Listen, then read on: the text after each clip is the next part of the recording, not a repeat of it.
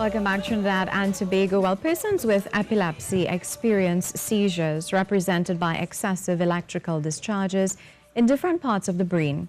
Depending on the area of the brain affected, epilepsy may manifest differently. Different movements, sensations, thoughts, moods, and behaviors.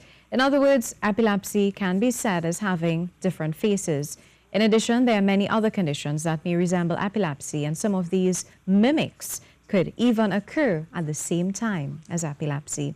Well, the 6th North American Regional Caribbean Congress on Epilepsy, hosted by the Epilepsy Society of the Caribbean, will take place at the Trinidad Hilton on March 2nd through to the 3rd. Dr. Dave Clarke, Director of the Clinical Epilepsy at Texas Children's Hospital in Houston, and Dr. Natalie Dick, founding member of the Board of Directors of the Epilepsy Society of the Caribbean. They're both here with us in studio to tell us more. Welcome. Such a privilege to have you on. Indeed. Good morning. Good morning. So, Dr. Dick, when was the Epilepsy Society of the Caribbean formed, and what exactly is its purpose? The Epilepsy Society of the Caribbean was formed in 2012, and it is actually an offshoot of an original professional organization, the Jamaica League Against Epilepsy. When we realized that we needed to have a more Caribbean focus, we couldn't call it Jamaica, so we called it Epilepsy Society of the Caribbean. It is the only multi-nation branch or chapter of the International League Against Epilepsy, and it is a body of professionals all invested in the diagnosis and management of epilepsy and comprehensive care for persons living with epilepsy. And Dr. Clarke, how long have you been working with epileptic patients, and what has been your experience? So I've been working with patients with seizures since, going way back, 1999.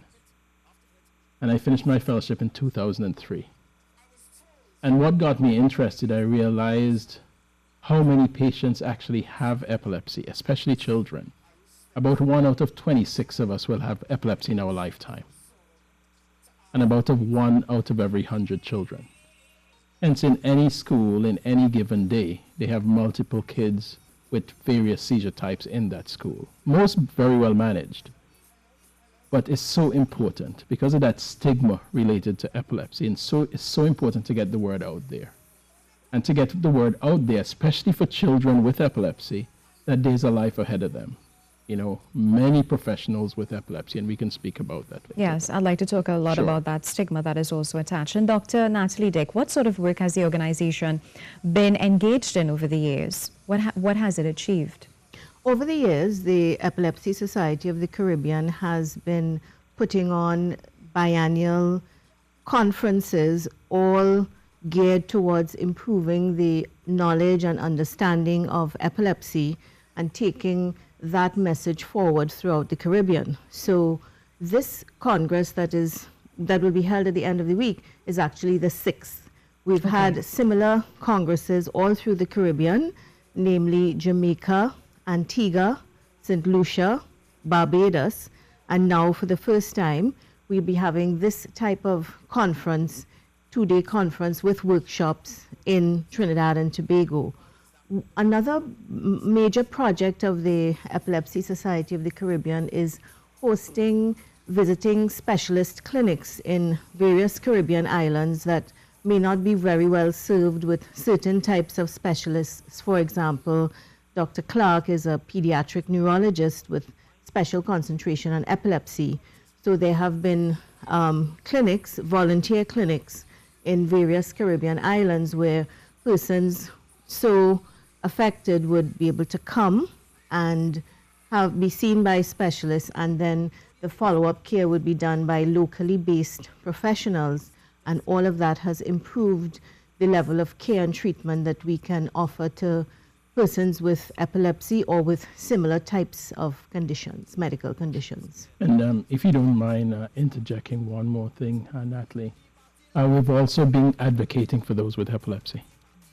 Trying to find adequate medications for those with epilepsy. As a matter of fact, through studies, clinical care, and advocacy, primarily from those on the ground, we've gotten a number of medications on the formulary for instance, the Organization Eastern Caribbean States.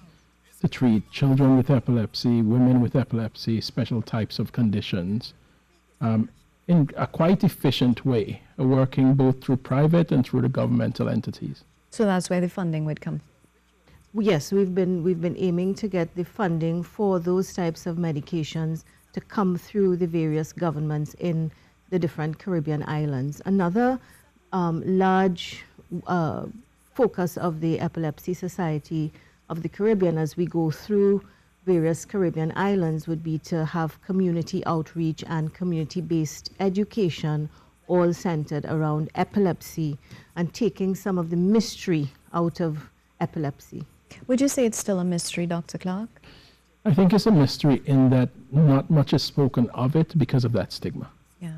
How many people know that Chief Justice Roberts of the Supreme Court have epilepsy, or Danny Glover from Lethal Weapon, or Jonty Rhodes the cricketer? I'm aging myself, or Prince, or let's go with someone younger. How many people know Lil Wayne has epilepsy?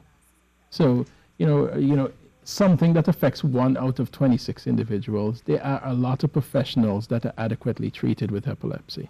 One of my mentors, who is a neuropharmacologist, she has lived with epilepsy and has done extremely well with management. And in some instances, you can outgrow it. So you would say that people living with epilepsy, they face a lot of challenges when it comes to the stigma that is attached. Is it getting any better? Through education, it's improving, but not nearly enough. You still have issues in which individuals with staring spells that may be simple absence seizures get scolded in school or put in the corner, or in Antigua they'd call it hard ears or not listening. You still have people turned away from work. I recently saw someone that in church had a temporal lobe seizure, and she was picking and accidentally picked someone's clothes, and now when she goes to church, everyone around her separates. So it's still there, and we still have to advocate. If somebody passes out from low blood sugar, we don't send them home from school. But still, in epilepsy, that occurs. That's a really important point. So you're saying that teachers are leaders in society, employers, they need to be aware of this. Very much so. And, it does look a bit scary sometimes. So the onus is on us to educate them that this is not a problem. You can't catch it per se. You have to just treat that individual like an individual. They have a medical condition that's being managed, quite often adequately managed. But if within that medical condition there is an accidental slip up of not taking your medicine, or you have one breakthrough seizure, that person should not be ostracized. And then it brings me to my other question, depression. Dr. Dick, depression is an issue as well. What are we doing to assist in terms of counseling? Is that also forthcoming? Is that something that we've been putting in place or working towards? I think that would be the responsibility of the professional who is taking care of and partnering with the person with epilepsy. Epilepsy, like any other chronic type of medical illness that is happening all through a number of years, does place a certain amount of psychological strain on the person with epilepsy as well as their family. And yes, there are times when they would feel depressed, and it would be important for them to have that type of extra support when their feelings do get sometimes overwhelming. And who are some of the speakers at the event? We have quite a varied cast of speakers, both coming from North America, Europe, and locally based speakers as well. Dr. Clarke would be one of our featured speakers, as well as other professionals who are involved in the management of epilepsy. Dave, perhaps you can Sure. give the names of Yeah. the international speakers. There's quite a array, lots of interest in helping. We have members from the International League Against Epilepsy. We have members from the Epilepsy Foundation, which advocates for persons with epilepsy of the United States. Past presidents and or presidents of the Canadian League, the American League Against Epilepsy, from centers as far-reaching as major universities in both Canada and the US, and several individuals from Europe as well. Okay. They're speaking on parallel, actually, with many of our great speakers from around the region. And we also have a member from the public whose mother had epilepsy, who is speaking about the advocacy and growing up with the condition. Okay, and who is invited to this event, Dr. Clarke? Just about anyone who has an interest in epilepsy is invited and welcome to come. We would expect that medical professionals would be interested, doctors, nurses, dietitians, because we have a workshop on the ketogenic diet, which is one way of managing some types of epilepsies, teachers, social workers, persons living with epilepsy who want to learn more about the current management and what's in the future. So just about anyone who has an interest in epilepsy and learning more. Can you just remind us when and where is this event? So the event starts on Friday, March 2nd and continues on Saturday, March 3rd at the Trinidad Hilton. Sessions start at 8 a.m. and run through the day, and they're welcome to come and register at the door. Right, Dr. Or Clarke? they can log into www.caribbeanepilepsy.org for more information. Sure. Dr. Clarke, closing comments. What would you like to say to those looking on? I'd really like to notify everyone that this condition can be treated. They need to educate themselves about it, those with epilepsy and those without. It doesn't affect just that person. It affects the whole family. It affects the whole community. If you treat epilepsy adequately, these are individuals, friends, colleagues, cousins that are very productive members of society, and they should never ever be stigmatized or ostracized. And I'd just like to thank you for allowing me and Dr. Dick to come on and allowing us to advocate for these individuals who are colleagues and friends. It's our pleasure. We appreciate you being here, of course, providing information and creating awareness, much needed in society today.